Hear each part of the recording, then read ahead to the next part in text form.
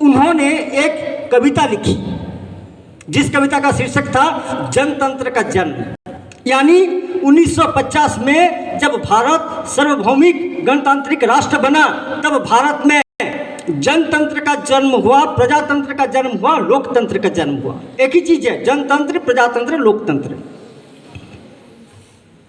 और दिनकर जी उन्हीं लोगों के लिए, ध्यान से सुनिएगा, दिनकर जी ने उन्हीं लोगों के लिए कविता लिखी, जनतंत्र का जन्म कविता लिखी, जो लोग सामंतवादी चिंताधारा से ग्रस्त थे, प्रभावित थे। और उन लोगों को चेतावनी देते हुए दिनकर जी कहते हैं, सदियों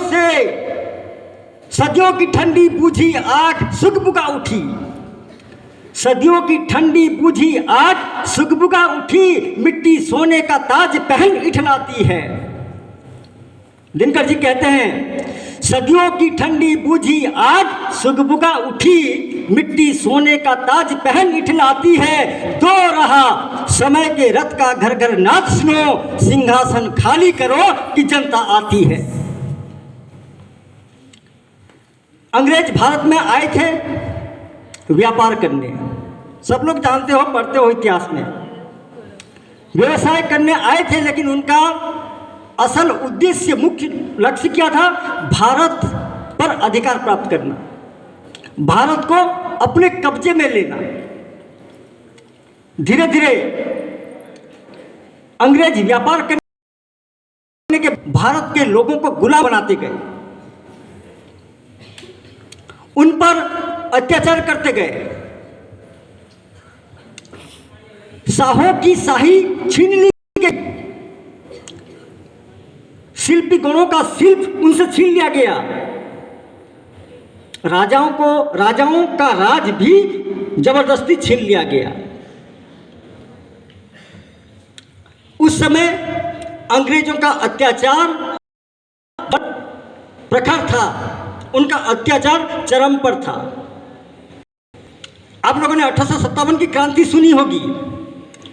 ये उस समय की बात है, देश की उस समय की स्थिति है जब बहादुर शाह जफर निरंतर रूप से अंग्रेजों के खिलाफ अपना संघर्ष चला रहे थे। अब मैं सवाल पूछूंगा, बहादुर शाह जफर, ये नाम कभी आपने इतिहास में सुना है? 1857 की क्रांति कक्षा 7वीं के विद्यार्थी पढ़ते हैं। 1857 की क्रांति के प्रमुख क्रांतिकारियों में, जिस पर हम रानी लक्ष्मीबाई, तांत्या टोपे, नाना साहेब, अजीमुल्ला खान, बेगम हजरत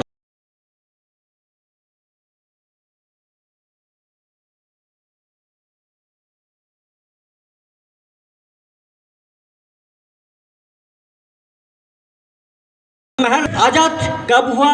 फिर मैं पूछ रहा हूं, देश आजाद कब हुआ?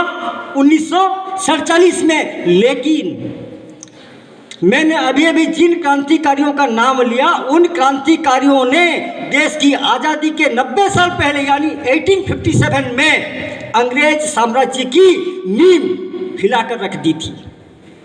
अंग्रेज साम्राज्य को उन्होंने जड़ से हिला दिया था 90 साल पहले से ही। और उस 1857 की जन क्रांति में अंग्रेजों के अत्याचार का वर्णन करते हुए हिंदी के और एक प्रमुख कवि गया प्रसाद शुक्ल सनेही जी लिखते हैं, तब घूं घूं करके घटक उठी जनता की अंतर ज्वालाएं, तब घूं घूं करके घटक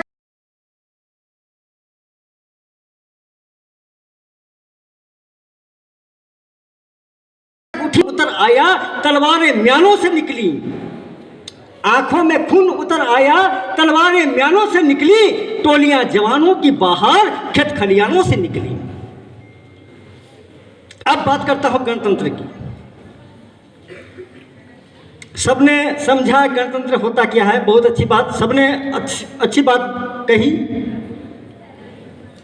the former president of America Abraham Lincoln, when he was talking about democracy in the year 1863, he had told, democracy is of the people, by the people and for the people. But my dear students, I would like to add here one more point. Whatever democracy may be, but democracy is not of people. गणतंत्र लोगों के द्वारा, लोगों के लिए, लोगों का हो सकता है, लेकिन अगर हम आज के ज़माने में, प्रेजेंट सिचुएशन में भारत की बात करें तो मैं निश्चित रूप से यह कहना चाहूँगा कि गणतंत्र लोगों के पक्ष में नहीं है। मैं सरकार के खिलाफ नहीं हूँ और ना ही व्यवस्था के खिलाफ हूँ, लेकिन मैं उस बुरी मानसिकता वाली परंपरा के खिलाफ हूं जहां लोगों की आवाज को जबरदस्ती दबा दी जाती है। एक बात मैं आप लोगों के सामने यहां रखूंगा।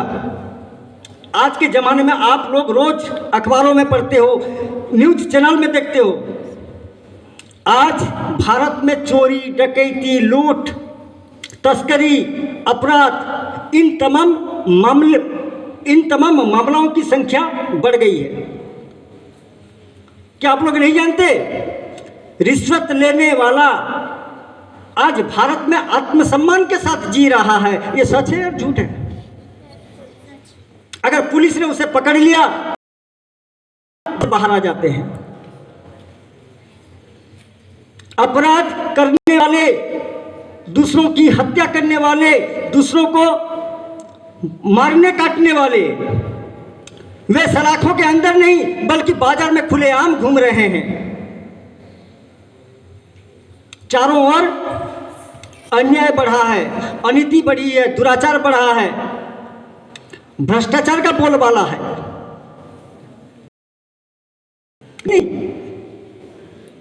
आज भारत किस पर आधारित है? राजतंत्र। और 2 कदम हम आगे जाएं तो हम कह सकते हैं अमलातंत्र।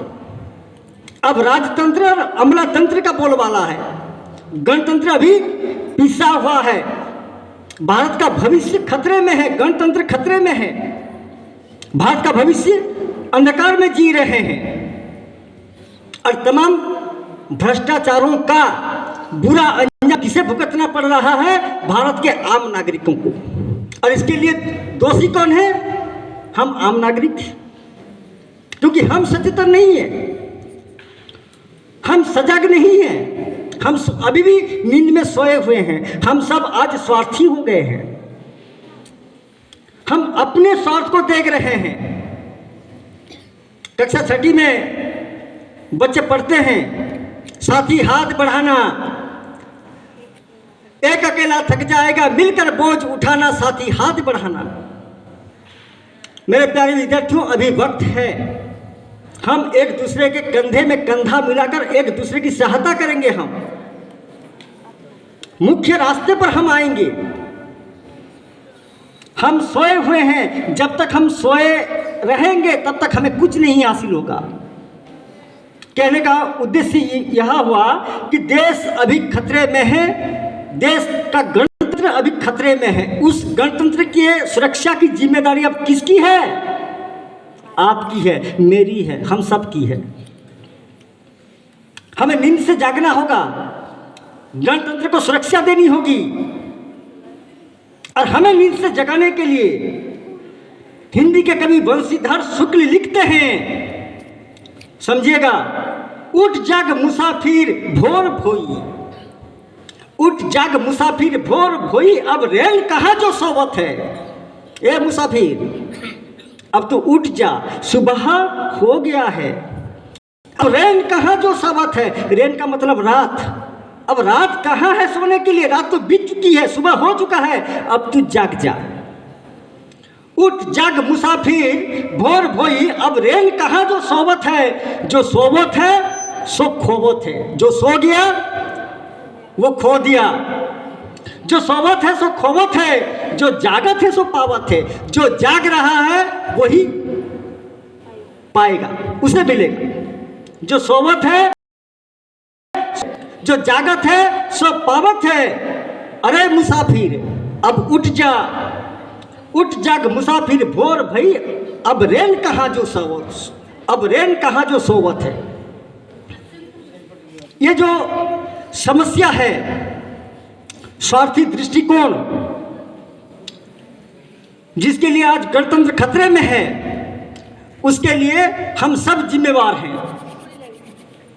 और गणतंत्र की सुरक्षा करना हमारी जिम्मेदारी है। हम अपनी जिम्मेदारी से कभी मुकर नहीं सकते। समस्या आपकी है, समस्या मेरी है, समस्या समाज की है, समस्या इस देश की है। इस समस्या से मुक्ति पाने के लिए राष्ट्रकवि, हिंदी के और एक राष्ट्रकवि मैथिली शरण गुप्त लिखते हैं। उनकी इस चंद पंक्ति के साथ मैं अपनी वाणी को विराम देना चाहूंगा। राष्ट्रकवि मैथिली शरण गुप्त ने कहा, हम क्या थे, क्या हैं और क्या होंगे। अभी आप प्राचीन काल से देखिए, आधुनिक काल में आइए,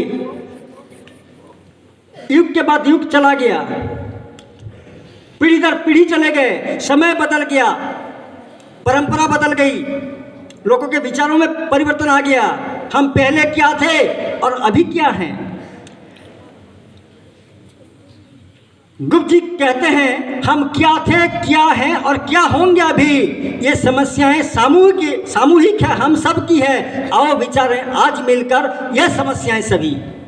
इसी के साथ मैं भारत के तमाम सपूतों को नमन करते हुए आप सभी को गणतंत्र दिवस की और एक बार हार्दिक बधाई देते हुए अपनी वाणी को विराम देना चाहता हूं। जय हिंद, जय भारत।